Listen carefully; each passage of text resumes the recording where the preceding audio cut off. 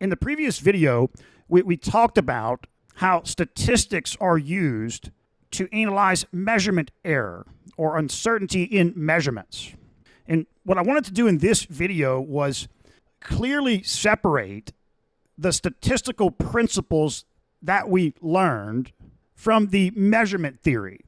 I did do this briefly in the previous video, but I thought it would be a good idea to go ahead and make another separate video here to talk about this really clearly. So what were the statistical principles that we learned when talking about measurement error?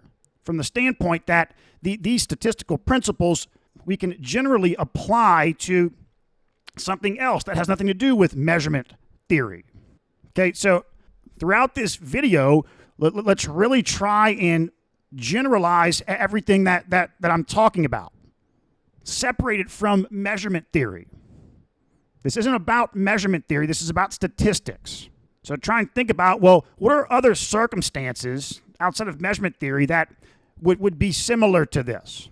Okay, so what we talked about was that, you could take whole courses in measurement theory, and so we just looked at a simple situation, and the situation was that you could imagine that this here, let's just say hypothetically, that this was an extremely precise weight scale. In fact, extremely precise to the point it's as precise as it gets. So this is going to be in the International Bureau of Weights and Measures to use to measure the master prototype kilogram, let's say. The master weight that all scales throughout the entire world are going to reference is this international prototype kilogram, like shown here. And to weigh this kilogram, to get like the master reference weight, they're going to use the most advanced precise scale that we're capable of manufacturing. And let's say that's this scale. All right, so this is going to be defined to be 1 kilogram. And let's say this is in kilograms. So what they want to do is they want to put this bar here on the scale. Okay, it's going to output a reading. And then in general, the idea is they would offset that reading to 1 kilogram. And then the scale here would be calibrated to 1 kilogram, and so they could use that to calibrate other weights. However, they can't just put the bar on the scale. It reads 0.9993284 kilograms and then offset it to 1, and then they're done with it, because when they put the bar on, it has one reading, 0.999328456. They take the bar off, wait 30 seconds, put the bar back on, and they get another reading that's like 0.9993847, something slightly different, at least when it comes to the trailing decimal places. Okay, so what they're going to need to do is apply some sort of statistical approach to, for one, decide how much exactly to offset to 1 kilogram, but then also they need to decide what's like the variability in any given measurement, right? Based on the design of the scale, this can only measure so precise. So for any given measurement on this scale, what can we say is the sort of uncertainty of that measurement? Here's a measurement, but we only know the confidence of this measurement within this range, plus or minus, we can think about micro kilograms, let's say. That'll be the 6th decimal place. Okay, now, what we're going to do next is make some idealizing assumptions. Now, I want to point out that when I was going through school, I didn't like idealizing assumptions, because to me, the real world was not ideal, was not linear, was very complicated. There were all kinds of variables, and so it didn't feel like I was actually studying a real world problem. Okay, but what I came to learn was that, and I wish I understood this as I went through school, is that, so, okay, we're going to assume that this is a brand new scale. It was just manufactured, so it hasn't been used, it hasn't been sitting in the elements, it's just been manufactured. Okay, and same with the bar here. It's just been manufactured, it's ready to go, and we're going to do all of these measurements in one day. So there's not going to be confounding variables related to, the temperature of the room changes or the air conditioner is kicking on. We're going to ignore all that kind of stuff. We're just going to assume brand new scale, brand new bar, and we're doing all of these weights. It measures in one morning, one day, in this temperature, pressure controlled room. But in my mind, I would think, well, that's not realistic. What if the air conditioner kicks on? What if this? What if that? Okay. Well, first of all, those are topics for measurement theory, not statistics. To really analyze that, you need to understand units in measurement, instrument manufacturing, etc. But however, even if we were going to factor in a lot of those variables, if we were units and measurements professionals and we were going to factor in those kinds of variables as well, it's not like we would have to just start from scratch and redefine the whole problem. No, we would still, as a starting point, we would use the numbers related to the perfect ideal situation. The pressure in the room doesn't change, air conditioner doesn't kick on, everything's perfect. Scale's brand new, everything's perfect. We would start there and we would get answers. And then when you want to add in more complications, you kind of stack that on top. You know, if you're going to space, right? If you're trying to build a rocket, well, okay, you have like projectile motion that you learn in basic physics. Well, there's no wind resistance, right? Everything's like ideal. Okay, that's true. But even when you're modeling a rocket, you're going to start with that basic projectile motion and then stack on wind resistance, stack on other stuff on top of that. But you still don't lose the foundation. Okay, so let's keep that in mind. All right, we're not thinking about, well, okay, how does the variability number change if this scale is 5 years old and it's been sitting in storage for a little bit? You know, things like that. We're not thinking about anything like that. Just a brand new scale, the most precise scale that they can manufacture, and the bar's just been manufactured. They bring it in, and now we want to calibrate this scale. We want to sort of like offset it, zero it out. You can say not zero it out, but offset it to 1 kilogram, and then come up with an uncertainty value for when we bring in other weights to outside weights to calibrate based on 1 kilogram. What's the uncertainty of the measurement with those weights? The uncertainty of this scale here. Okay, so what we do is we put the bar on the scale, get a weight, write down the weight, take it off, wait 30 seconds, put the weight back on, write down the value, take it off, wait 30 seconds, and do this a certain number of times. Let's say 100 times. Okay, and so it's all really close to 1 kilogram. The first, 3 decimal places are all the same for every one of these measurements, but when you really zoom in on the resolution, that's where the variability comes in probably micro kilograms, let's say, or maybe it'd just be milligrams because we're in kilograms, so maybe it would just be milligrams.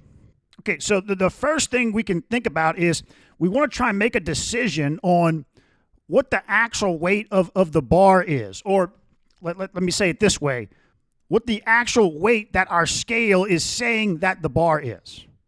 What's the scale trying to say? Because we don't really know the actual weight of the bar. Only God knows that, right? But what weight is the scale trying to say officially? Well, our best guess is we use the average. And we say that, okay, the actual weight of the bar that the scale is trying to say is this average value. And we can think about, well, it would be more of an accurate actual weight guess that we would say the scale is trying to say the more measurements we did, right? But let's say we just did 100. So okay, we assume that that's the actual weight. We assume that the average of the measurements. Okay, and so now with that, that's going to be the amount that we're going to offset the scale, right? If the average was 0.9993252, then we would offset the scale around 675 milligrams up. And then this scale would be calibrated to the definition of the kilogram. But what's the uncertainty in that measurement? When we bring in some other bar and report what the official weight of that bar is to some other company, right? They want to know what's the exact weight of some outside bar. Does our bar weigh 1.003258 kilograms or does it weigh 0.9997825 kilograms? We can't give them just an exact value we have to report an uncertainty for them, right? We only know this is the value, right? Your bar weighs 1.000325.7, but it's we can't say this exact value. It's something between this and, plus or minus 150 milligrams, let's say. I'm sure the precision requirements that they have today are in micrograms, but this is just an example. Okay, well, how do they decide what to report here? Well, you just use the standard deviation, because you don't want to say you've got all of these measurements, 100 measurements. Well, okay, you could think about the range, right? Take the largest measurement minus the smallest measurement, and you could put that as the variability, but that's not giving the capabilities of the scale enough credit, right?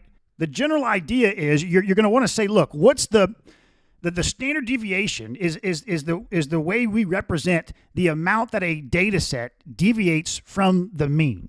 It's like the characteristic number that tells you the amount that a set of data deviates from the mean. It encompasses the entire data set, data points that are far away from the mean or really close to the mean. And so that's the value that you're going to use. You're going to say, look, your bar, a company sends in a bar to be weighed, your bar weighs 0.9992825 plus or minus the standard deviation. Okay, now, but one thing to think about here, though, is, well, what about the fact that we made an assumption of what the actual weight of the bar is, the actual weight that the scale was trying to report? We assumed it was the average, but maybe it wasn't the average. I guess if we did like an infinite number of measurements, then in that idealized case, it would be the average. But still, we don't know for sure if it was the average. So that estimate too must be off by some chance error. And what we're going to talk about in chapter 24 is how we can figure in the likely size of a chance error like this with this sort of average. Okay, and by chance error, well, what we're talking about with that term is that it's like the variability of the data is completely random. This is a brand new device here. There's no, you don't have some one piece of rust somewhere in a wire that's like causing a bias in the readings. I'll talk about bias in a second, right? Everything's just completely random, and the array of different values you're getting it's just completely chance random above or below some mean value. That's the idea of chance error. And how far the actual reading that the scale was intending to output was from the average value, that's just completely random chance as well. Okay, but that illustrates, though, that we talked about here in this section, which again, you want to try and generalize these concepts to just outside of just units of measurement, is the idea of bias. So there's the idea that you have from the actual measurement that the scale would like be intending to output, because again, no one knows, only God knows what the actual weight of the bar is. But like based on exactly how we design the scale to function, what would be the intentional output weight it would be trying to say, okay, you've got just completely random variations from that actual, the intended output, but there's also what's called, you could have deviations from that intended output in the form of bias. Bias would mean that, okay, this is 5 years old. There's some humidity gotten here, and maybe there's a little piece of rust on one of the wires, and it's affecting all of the values. It's pulling the values in the wrong direction. Every single value. That's bias, to where all of the readings are 125 micrograms lower than they should be because of this piece of rust. That's bias. That's different from just the pure natural chance random variation. Okay, but now we also talked about outliers. So there was a data set of weights in the textbook. It was 100 weight measurements, and there was one of the values was around 3 standard deviations away from the mean, and another value was 5 standard deviations away from the mean. So let me bring this up. Okay, here was, so yeah, micrograms. Here was the 100 data points. And if you looked at the data from the perspective of the normal distribution, the probability of having a data point or data points this far away was extremely unlikely. When you calculate the probability in terms of the normal distribution. And now what we talked about was that you might say, well, maybe the data isn't normally distributed. Well, but no, remember, the idea of a standard deviation is that's a universal parameter you can apply to any data set no matter how it's distributed. So it doesn't matter how what distribution it is, it's going to be extremely unlikely to have a data point that's 5 standard deviations away from the mean. Maybe that exact probability of that happening would be slightly different depending on the distribution you're using, but no matter what, that's far away. Okay, and so the question then becomes, how do you deal with outliers, which are just these extreme measurements? That these, the textbook uses the statement that if you assumed this was normally distributed, and then use the probability calculation, this would be like winning the lottery, this data point. So you call that an extreme measurement. But this is a really interesting topic because, an outlier it's very subjective. What's an outlier? What isn't? I mean, it would depend on, okay, what's the probability you got based on if a normal distribution, but how many data points did you collect? If you collected 1 million data points and there's just one came out here, right? Versus if you only collected 100, well, okay, maybe if you only collected 100, maybe if you collected 1 million, you'd get a lot more data points that far away, and it would spread out that standard deviation, and you'd find this isn't as far away as you thought it was, right? So what's an outlier then, right? How do you define an outlier? But and actually, depending on the field you're working in, on the problem you're working in, some people would argue there's no such thing as an outlier. An outlier is dishonest science.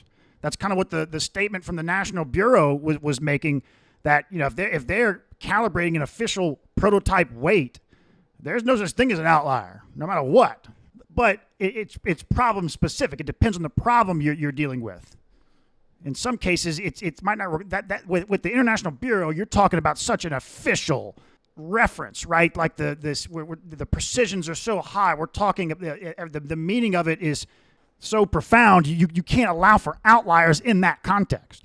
Okay, but what they did was they just showed that this data initially didn't follow a normal distribution that well, which to me it seems like it should, because when I think normal distribution, I'm thinking just pure random. Like if you had a machine, a dice rolling machine robot that just threw the dice as random as possible, and they threw a billion rolls of the dice, it's going to be so random.